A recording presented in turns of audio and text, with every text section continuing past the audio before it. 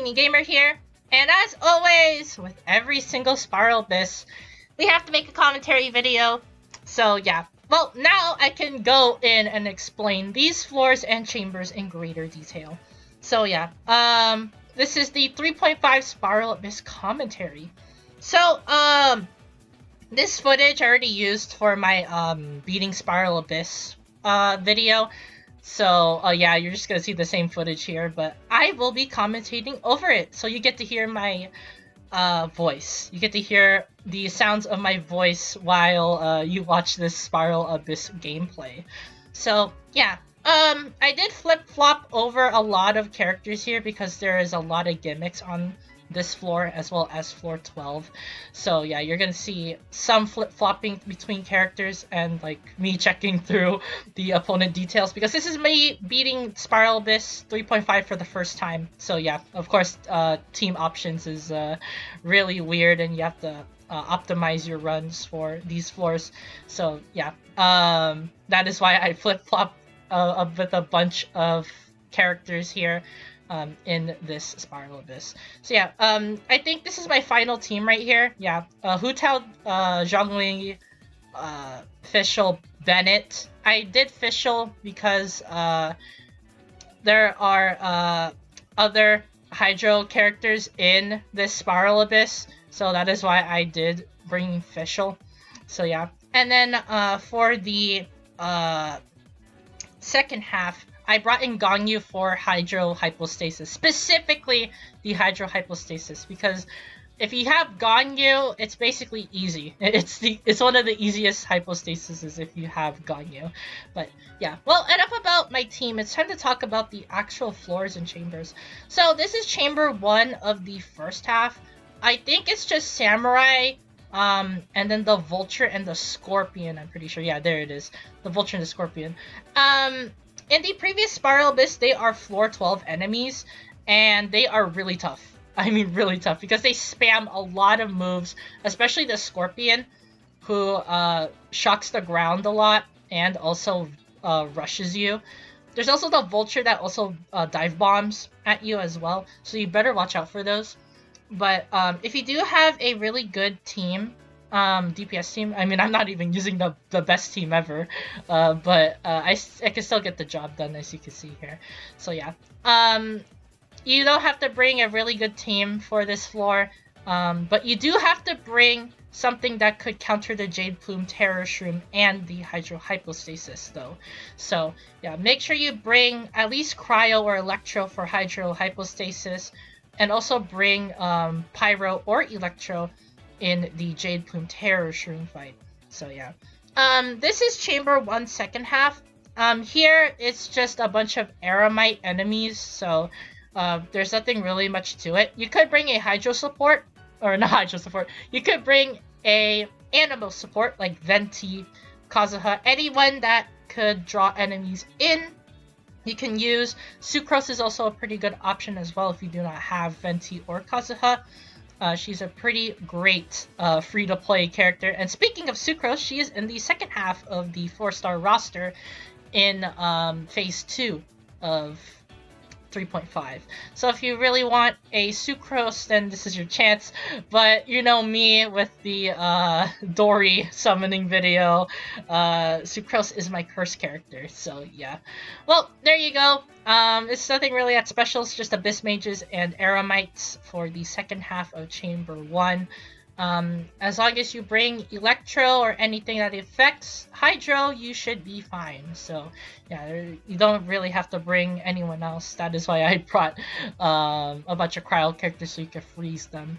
That basically destroys the shield faster. The Chamber 2 first half right here is just a bunch of Fatui agents, as well as Mirage Mages and the Cryo Sinsin Mages.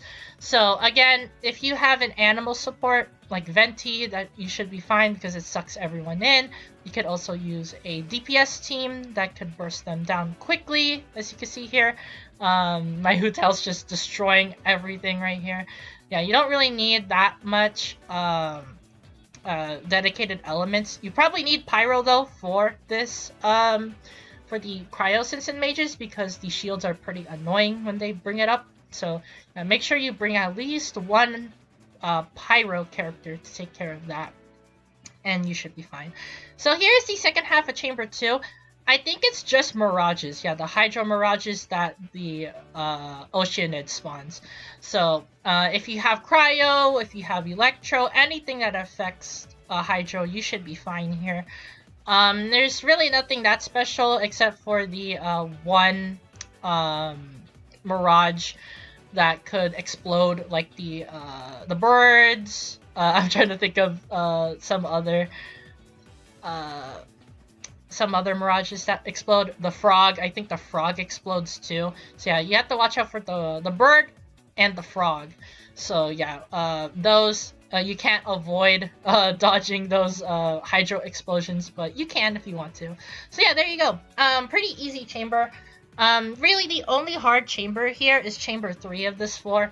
So yeah, which is right here. The first enemy here on chamber 3 is the Jade Plume Terror Shroom. If you know how the Jade Plume Terror Shroom works, then this should be pretty easy. If you don't, then I'll explain it right now. Pyro basically makes it so that he can't use its special moves, and Electro makes it so that he goes berserk. And then once he goes berserk, he is on a state where he is exposed, so you can attack him there. So yeah, there's two ways to approach this, but Pyro is usually the safer option. It's so that the Jade Plume Terror Shroom doesn't do anything too crazy or do any real damaging moves. So yeah. And here is Chamber 3's second half. So this is the Hydro Hypostasis. Pretty easy. The only bad part about this is that he does not give you any window of opportunity to counterattack. You basically have just as much time. So yeah, you have minuscule amount of time to counterattack once he finishes attacking. As you can see here, he's probably going to transform back into his state right here. Yeah, you barely get like 5 seconds to attack. So make those 5 seconds count and do as much damage as possible. If you are using characters that could basically have a burst that lasts a really long time, like Raiden or Deha, if you did pull Deha, make sure you preemptively use your burst so that you can get as much damage as possible. And then I think you should be fine here. They give you plenty of time as long as you basically perform really well in the Jade Plume Terror Shroom. So yeah, once the Hydro Hypostasis HP gets low, it'll spawn 3 Hydro Slimes. All you have to do is just kill them all, which is why I have Ganyu, because all I have to do is stand in the center and then aim for the Hydro Slimes, and there we go. So yeah, there we go. That is floor 11. Not that bad. Well, I'm gonna be cutting to floor 12, and we're gonna be explaining what happens there. So I will cut to floor 12, and I'll see you guys then. Alright, so here we are in floor 12. I did edit this, by the way, to make it one continuous video to commentate over. So yeah, you're gonna see a weird team cut for this Spiral Abyss run. So yeah, I did use 2 teams, technically 2, but I just added 2 new characters to it. So the second half here, I used Ayaka and Diona, mainly for the Abyss Heralds. The Abyss Heralds are really annoying if you do not have cryo characters, because that's the fastest way to take out their shields. And it's also a way to where the Heralds do not move, because they always do those Beyblade moves. Yeah, you know what I'm talking about, right? The Beyblade move where it spins around all over the place. Yeah, you do not want the Heralds to do that. So that's why I used Ayaka and Diona for the second half right here, for the Herald specifically. And then for the first half, I did use the Raiden team because it's the quickest team to get the first half over with for this chamber. So yeah, everyone really knows how good the Raiden national team is. I call it the international team because it's just it's just 2 Mondstadt characters with a 2 Leela characters. So, and then an Inazuma character. So yeah, yeah, that's why I call it the international team, but the fandom calls it the national team, so I guess I'll just call it that for less confusion's sake. So yeah, here is the new enemy. Right here, it's the Cryo Herald. He's not that bad. If you have Pyro, you should be fine. His only gimmick is that he jumps in the air and attacks, so that's basically it. If you know how to counter that, then you should be good. He doesn't really do anything that threatening like the Hydro Heralds, where they just spin around all over the place, meaning that you can't hit them. So yeah, I still think the Hydro Heralds are probably the worst Heralds ever. The Electro Heralds are fine because they just stand in place. Not the Hydro Heralds though, because you know how annoying those are. And you have to fight 2 of those in this floor. So yeah, 2 Heralds. 2 Hydro Heralds. Yeah, no, thank you. Well, here's the second half. The second half has the Eremites. Make sure that when the main Eremite, basically the one that summons the creature right there, is up, make sure you defeat the creature first so that, as you can see there, she is now in a vulnerable state. So defeat the creature first and then attack the Eremite so that you can do as much damage as possible right here. So yeah, there's the Eremites taken care of. And now we have the 2 annoying Heralds. This is why I brought cryo characters. So yeah, in the other run that I did bring the Raiden team for the second half. And then for the first half, I just brought the Hu Tao double Geo. So yeah, that's what I brought for the rest of the chamber, as you can see here. This is the only chamber that I just use a different team for because the Heralds are just too annoying. I can't.